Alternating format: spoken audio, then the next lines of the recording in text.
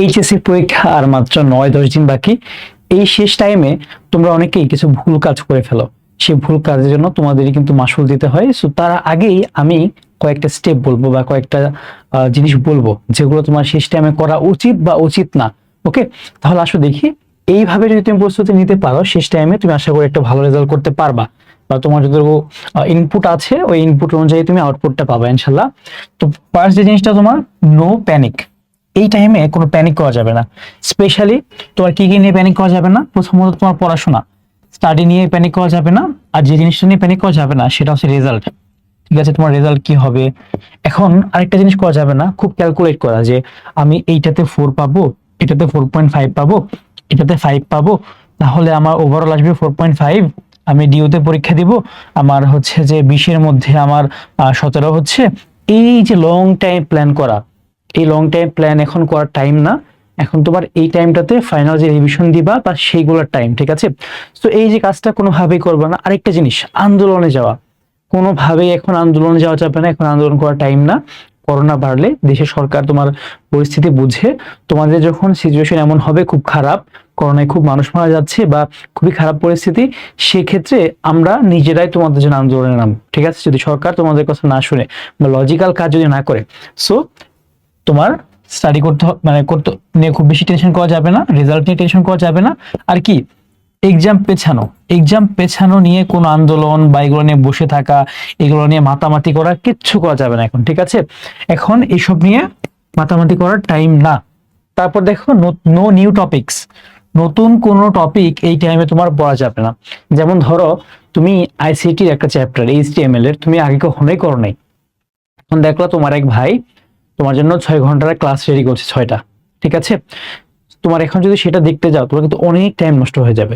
তুমি একটা চ্যাপ্টার নতুন পড়তে যাবে, দেখবা আগে যে তুমি চ্যাপ্টার পারতা সেটা কিন্তু তুমি রিভিশন দিতে পারতেছো না। শুধু একটা সাবজেক্ট নয়, অনেকগুলো সাবজেক্টের সো নতুন কোনো টপিক তুমি আর এখন পড়তে যাবা না, আগে যা পড়েছো সেগুলোকে ভালো মতো রিভিশন করো। তারপর দেখো, নো লং আওয়ার ক্লাসেস। দেখবা অনেকে তোমার সারা রাত ধরে ক্লাস নিচ্ছে, 7 ঘন্টা, 8 ঘন্টা, 9 ঘন্টা, 10 ঘন্টা টানা লাইভ ক্লাস। এটা ভালো, এটা ভালো কাজের জন্য, এইচএসসি 25 এইচএসসি 26, 27 এর জন্য কনসেপ্ট ক্লিয়ারের জন্য আসলে ধরে ধরে পড়ার কোনো বিকল্প নাই। ঠিক আছে, সেটা আমরাও বলি। কিন্তু তোমার এখন এই ক্লাসগুলো, লং আওয়ার ক্লাসেস গুলো এখন করার টাইম না।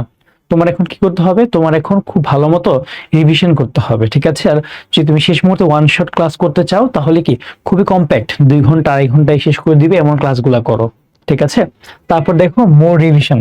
এখন নতুন কিছু পড়াচ্ছে, পুরাতন যে পড়াগুলো তোমার আছে সেগুলোকে তুমি রিভিশন করতে থাকো খুব ভালো মতো। হ্যাঁ, তারপর দেখো বোর্ড এমসিকিউ আর ক্রিয়েটিভ। তোমার এমসিকিউতে ভালো করার জন্য বিগত বছরের সকল বোর্ডের বিগত 5 থেকে 7 বছরের এমসিকিউ সলভ করার কোনো বিকল্প নাই। এগুলো যদি সলভ করে যাও আমি তোমাকে নির্দ্বিধায় বলতে পারি 90% এমসিকিউ তুমি কমন পাবা যে কোনো সাবজেক্টে।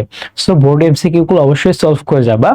আরেকটা স্টেপ আছে, সেটা হচ্ছে কি কনফার্মিং 5 to 7 সিকিউস। যে সাবজেক্টে তোমার 5টা সিকিউ লিখতে হয় বা সৃজনশীল লিখতে হয়, সেক্ষেত্রে তুমি 5টা কিভাবে কনফার্ম করবা। ধরো তোমার শর্ট সিলেবাসে চ্যাপ্টার আছে ধরো 1, 2, 5, 7, 8।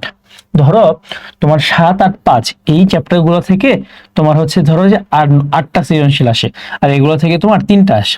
তোমার যদি 5টা অ্যান্সার করতে হয়, তুমি কিন্তু এই 3টা চ্যাপ্টার একদম ভালো মতো যদি শেষ করে ফেলতে পারো, একদম সৃজনশীলের জন্য তুমি 3টা চ্যাপ্টার খুব ভালো মতো পড়ে ফেলো, তোমার কিন্তু 5টা ক্রিয়েটিভ রেডি। এরকম ভাবে তুমি আগে দেখবা যে কোন কোন সাবজেক্টের তুমি সবগুলো সৃজনশীল অ্যান্সার করার মতো প্রিপারেশন নিতে পেরেছো কিনা, এটা মাস্ট করবা। অনেকে জিজ্ঞাসা করতেছো এই টাইমে টেস্ট পেপার পড়বা নাকি বই পড়বা। বই যারা পড়েছো এতদিনে তুমি হচ্ছে বইটাকে আরেকটু রিভিশন করে টেস্ট পেপারে চলে যাও, এমসিকিউ গুলো সলভ করো। কিন্তু পরীক্ষার একদম আগের দিন যাতে তোমার একটা নোট থাকে বা গুছানো একটা ওয়ে থাকে যে আমি বইয়ের এই পার্ট পড়বো, আমি টেস্ট পেপার এই পার্ট পড়বো এক্সামের আগের দিন। ঠিক আছে, সো এইভাবে যদি পড়তে পারো ইনশাল্লাহ একটা ভালো রেজাল্ট হবে। তোমাদের জন্য বেস্ট অফ লাক, তোমাদের জন্য আমরা আমাদের সর্বোচ্চটা দেওয়ার চেষ্টা করছি, ইনশাল্লাহ একটা ভালো রেজাল্ট হবে। ঠিক আছে, সবাই ভালো থাকো, আল্লাহ হাফেজ।